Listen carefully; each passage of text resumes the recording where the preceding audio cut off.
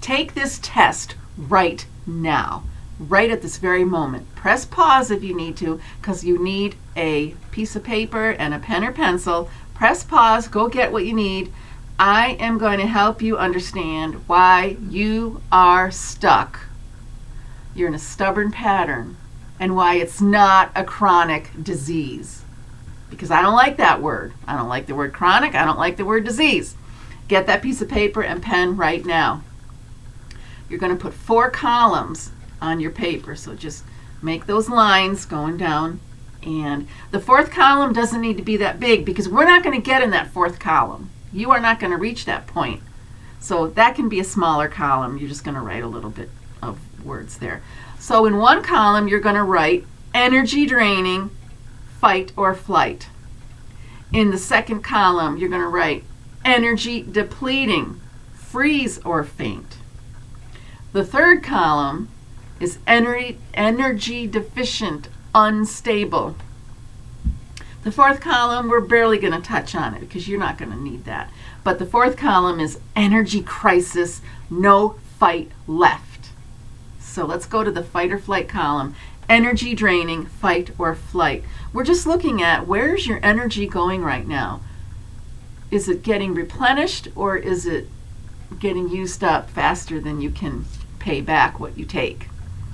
So if you have an over-aroused nervous system, it's energy draining, fight or flight. If you're in that fight or flight state, you're going to have cold hands or feet. If that's you, write it down. Cold hands, cold feet. Tight muscles. If that's you, write it down. Teeth grinding. If that's you, write it down. Press pause if I'm talking too quickly. Anxious. Write it down. If that's you. Heart racing, heart palpitations. Restless sleep. Poor expression of emotions. Poor immune system. Racing mind. High blood pressure. Write it down if that's you.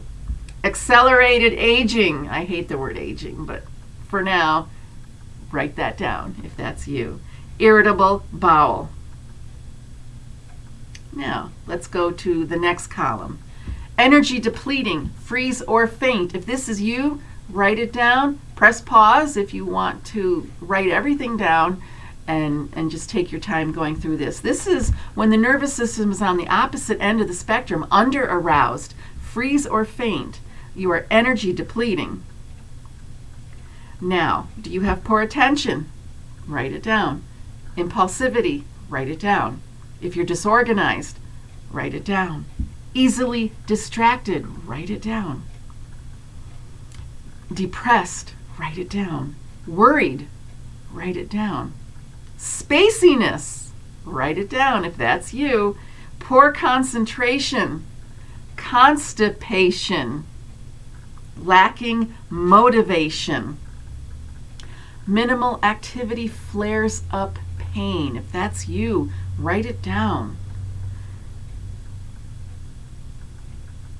Now, let's go to the 3rd column. This is the energy deficient column. Unstable. You're chaotically cycling between the other 2 columns. This is chaos. You're in fight or flight and freeze or faint, back and forth. So here are the indicators of being energy deficient, unstable. Migraines, headaches, seizures, write it down if that's you. Sleepwalking, hot flashes, PMS, if that's you, write it down. Food sensitivities, bedwetting, eating disorders, bipolar, mood swings, panic attacks, diabetes. If it's you, write it down. Press pause if you need to. Go back if I'm going too quickly. I said diabetes, depression, chronic fatigue, fibromyalgia, multiple sclerosis, cancer, ALS, Lou Gehrig's, and Epstein-Barr. That's the 3rd column. Now the 4th column, we're not going to really write a whole lot. It already says, if you've written it, energy crisis, no fight left. This is the danger area. So you can write danger. Poor vital signs, unresponsive tissues. Like your tissues can't even take in nutrition. You can't, it doesn't respond to stress. Remember, there's no fight left. And there's organ failure and there's death. So we're not going to touch on this fourth column. We're not going to get there, are we? We're going to understand where we're at and replenish. We're going to partner with the brain. Let's go back to that fight or flight column where you're energy draining. You have an over-aroused nervous system. Your body is trying to get you out of danger or perceived danger. It's immediate survival according to your brain. And remember, on our modern world, we add drama to everything. So everything becomes a survival response. Think of a movie theater, scary movie. You're in the audience, you know it's fake, you know it's a made-up story, but you still scream, you still jump. That's your brain in survival mode. Now, all the things you checked off in this column, consider you don't always have a high pain level when you're in state of fight or flight, and you have emotional shocks that dampen the pain. This is the brain protecting you.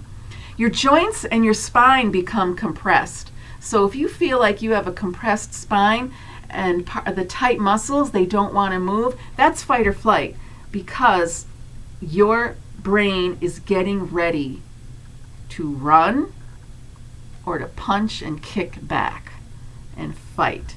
That is the body getting prepared for some disastrous thing. And your spine gets compressed. I can palpate your spine. I can tell right away if you're in fight or flight. Now remember, when you're in this state, the energy demands are spiked. You need a lot of energy, so your blood sugar is going to increase. It's going to come from within. It's going to come from your liver, and you're going to have cortisol. It's going to steal energy right out of your protein. You're going to digest your muscle and your collagen, and you lose a lot of minerals. So if this goes on long term, like very energy depleting, the second column, you're going to have mineral deficiencies, and that causes its own host of problems. Your detoxification is suppressed, and this fight or flight column that we're looking at right now, any stressful event, that should be in short spurts, minutes, and it should be over with. Whenever you have a stressor like that, it should be short-lived, and you should be going back into that replenishment stage. Now let's go to the second column. This is freeze or faint, the energy depleting, the under-aroused nervous system. After a lot of energy loss, now you have these indicators. Now, when you're in this phase, you have less mobility, and there's muscle wasting. It's been long-term. It's been stress that's been going on too long. You have had interrupted rebuilding. Before the body is finished with one stress event, another one comes along, and the body can't finish the job. That's when your tissues are weaker. So your collagen is weaker, and you're more injury prone. And you'll have more accidents. You'll hurt yourself because you're already in a weakened state. So maybe I see a lot of people who are already in that weakened state. They don't realize it. They think it's a new injury, but it's just an incomplete rebuilding from a past event. You're also prone to leaky gut and malabsorption, which is going to set up another vicious cycle. If you're not absorbing your nutrients, you're not repairing, you're not rebuilding. The tissues remain weak. Your collagen remains weak. You can't replace the cells that are already lost. What happens when you're in this energy depleting state? Also, brain shrinkage. Now, there's a lot of that in the news. We don't want to talk about how the brain gets so damaged that it's shrinking. You see it on an MRI. You can see brain shrinkage, and that's called what? Dementia, Alzheimer's. We don't want to get to that point. There's low oxygen, so that sets up more problems as well. You don't have enough oxygen in your bloodstream. Your muscles can't continue to move properly. Just all the everyday metabolic processes are hindered. And low blood pressure is also a sign you're in this energy depleted, freeze or faint state when the nervous system is under aroused. Let's go to that third column. This is energy deficient, unstable. It's that chaos. Now we're in that going back and forth. We're going back and forth so much the body can't catch up. The depletion is just ongoing, and there's a severe limbic system dominance. The limbic system is just stuck in fight or flight, and it's reaching a point where there's just so much weakness and incredibly low energy. That's a depression, is incredibly low energy. Diabetes is just, the blood sugar is just also depleted. The blood sugar remains high, but it's not getting used. We're just not getting that energy consumption anymore. And these really serious disease labels of cancer, multiple sclerosis, the tissue damage is so persistent that it can't even take in nutrition and use the nutrition. It's the nervous system. The nervous system is trying to send signals, and the tissues can't even receive the signals because the tissues are so damaged. So when we're in that fourth column of the danger zone, this is where we really see just that final cycle downward spiral, the poor vital signs, the unresponsive tissues, organ failure, and death. So this is just what you and society call disease at its end stage. To me, I call it an energy crisis at its end stage. Now, when you have adequate energy, daily demands are manageable. Stress levels are going to fluctuate, but you recover easily. That's vibrant health. That's where we want to be. We want to be in that energy balance. Energy is lost, but it's also regained through rest and chiropractic and nutrition. And when we get that energy problem becomes more than we can handle, we don't want to get that far. And the number one thing to do is recognizing it. And that's why you took this test. What column is the busiest looking column that you've drawn out here on your piece of paper? Is column one more, does column one have more information listed? Or is it column 2 or 3? Or is it kind of equal? Are you all over those columns? This is where the nervous system is running out of energy, an energy imbalance. So how do you support the nervous system? You've got to reset the nervous system, one, and you've got to replenish the nervous system. So the resetting the nervous system, because the brain's always reorganizing. We want to reset it into that efficient pattern of no energy loss. We want energy recovery. So we've got to reset the brain to turn off that overwhelming survival process, that fight or flight. We've got to help the fight or flight process. So we use the chiropractic adjustment to reset the brain. It's opening a new learning window. So we can tell the brain, these things aren't really a survival problem. They're just the way we've been perceiving the world. We want to perceive the world a little bit differently.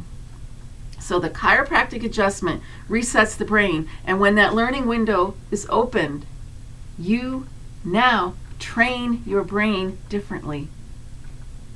The chiropractic opens the window. Now, what are you going to put through that window? So, how do we replenish?